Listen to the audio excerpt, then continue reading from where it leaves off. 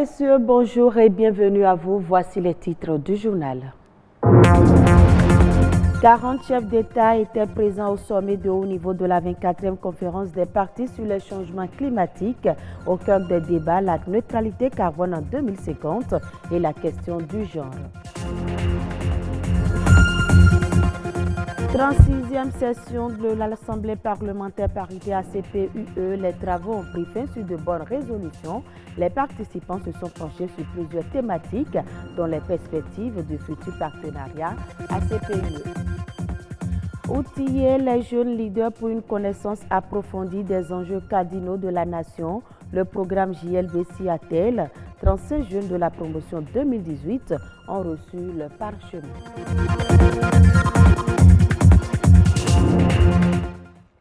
Merci de votre fidélité. La COP24 entre dans sa phase active. Le sommet de haut niveau qui a réuni 40 chefs d'État et de gouvernement ouvre ainsi les débats sur la question du climat dans le monde. William Choki depuis Katowice. À Katowice, en Pologne, on entre dans le vif du sujet. C'est l'ouverture du segment de haut niveau entre les représentants d'État. Ils sont au total 190 pays représentés. Des acteurs non étatiques, ONG et institutions. Un moment de plaidoyer pour sauver la terre. 40 chefs d'État étaient présents à cette session, dont le président du pays hôte, le Polonais Andrzej Duda. Pour lui, il s'agit d'assurer une transformation juste et solidaire qui contribuera à préserver le climat tout en maintenant le développement économique et la création d'emplois. Antonio Guterres sera plus direct. Le monde ne va pas du tout dans la bonne direction pour limiter les effets dévastateurs du changement climatique. C'est une question de vie ou de mort et pourtant nous avançons très lentement, conclut le secrétaire général des Nations Unies. Face au climat, le temps presse ici à Katowice, ils l'ont tous reconnu, mais des actions pour limiter l'émission des gaz à effet de serre tardent à se concrétiser. Cotonou est depuis le début de cette semaine le carrefour des échanges de la 36e session de l'Assemblée parlementaire paritaire Afrique, Caraïbes, Pacifique, Union européenne. Au thème des travaux, de grandes résolutions sont prises pour marquer un tournant historique dans les relations entre les États membres du groupe ACP-UE. Bruno Hotekpo, Ulvaïus Balogun.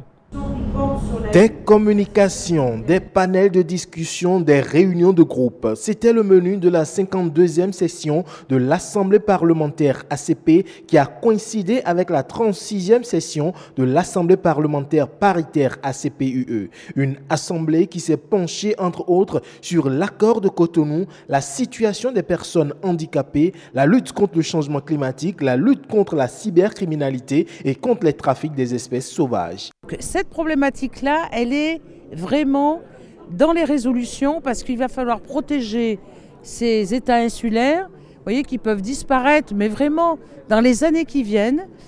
Il y a toute la problématique du terrorisme et notamment du G5 au Sahel, où on veut renforcer l'aide internationale, l'aide de l'Union européenne, l'aide au niveau des Nations Unies, pour qu'il y ait à la fois une sécurité et surtout un développement.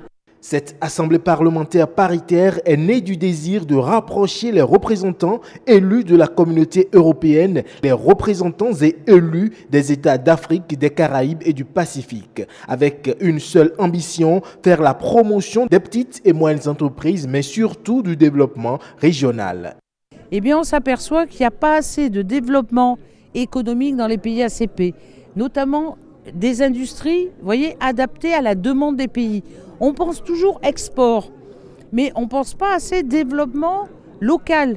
On ne pense pas assez aussi à aider les femmes, vous voyez, par des microcrédits, à ce qu'elles développent des TPE et des PME, et surtout de la diversification économique. Face à cet enjeu, il devient impérieux de bouger les paradigmes afin d'inverser la tendance. Il faut favoriser le dialogue politique et l'implication de la société civile. Sinon, sur le fond, eh bien, c'est un développement cohérent, c'est un développement, je vous dis, pour renforcer le tissu économique dans les pays ACP, c'est d'avoir plus d'investissements et notamment de favoriser le privé. Et pour favoriser le privé, il faut qu'il y ait une sécurisation. Mais ce que moi j'ai rajouté, c'est aussi une responsabilité sociale et environnementale. Le pari est donc pris et les travaux de cette session de Cotonou vont déboucher sur des résolutions pertinentes pour de nouvelles perspectives. Ils sont 35 jeunes sélectionnés et formés au leadership à la Fondation Friedrich Ebert. Après 6 mois d'intenses activités, ils ont reçu leur parchemin qui fait d'eux de jeunes leaders du Bénin. Leur mission, œuvrer pour la démocratie et le développement de notre pays. Bruno Roteco, Estelle Pazou. Un tableau estampillé de 35 signatures. C'est la marque de la 5e cohorte des jeunes leaders du Bénin. C'est également la fin de 6 mois de formation, mais aussi et surtout le début d'une nouvelle aventure qui se décline en responsabilité et en engagement. Les engagements que nous prenons désormais pour le Bénin sont des engagements de très grande responsabilité. Et je peux citer entre autres le mentorat de certains jeunes que nous porterons désormais avec nous pour restituer cette formation-là que nous avons eue tout au long de ces 6 mois. En dehors de ça, nous avons des projets citoyens que plusieurs groupes ont portés tout au long de la formation. Et ces projets-là, nous allons les mettre en œuvre de commun accord avec les jeunes des différentes localités pour leur permettre de prendre connaissance de ce qu'est réellement le leadership et ensemble contribuer au développement du Bénin. Je me suis engagée. Mon leitmotiv, c'est le militantisme à la base pour l'épanouissement de la jeunesse et son implication dans le processus de développement. Pour cela, les jeunes leaders sont suffisamment outillés. Tout le temps de leur formation, ils ont été au contact de 45 experts. Ils ont davantage pioché en connaissances et décelé chacun le chemin à suivre.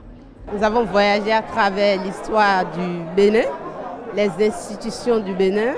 Nous avons fait aussi la radioscopie de l'économie béninoise, l'offre de formation et les besoins en termes de formation en adéquation avec l'emploi au Bénin et un ensemble de thématiques riches quand même qui m'ont permis déjà d'initier des activités sur le terrain, d'amener certains jeunes de ma localité à connaître l'histoire du pays.